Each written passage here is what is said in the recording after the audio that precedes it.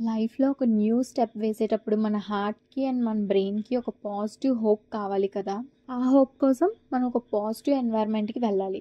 అదే గుడి.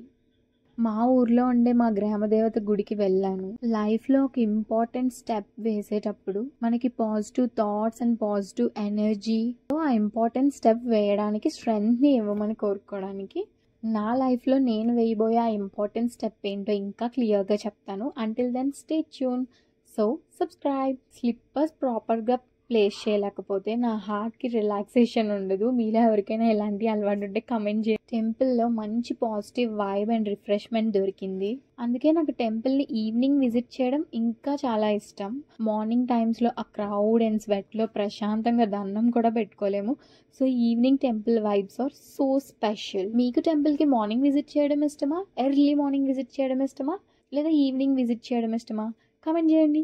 సో ఏ important step లైఫ్‌లో తీసుకున్నా మన హార్డ్ వర్క్ అండ్ స్మార్ట్ వర్క్‌తో పాటుగా దేవుడిచ్చే ఒక పాజిటివ్ వైబ్‌తో మనం ఆ స్టెప్‌ని ఇనిషియేట్ చేస్తే సో ఆ వర్క్ మరింత పాజిటివ్‌గా జరుగుతుంది కదా! Bye bye.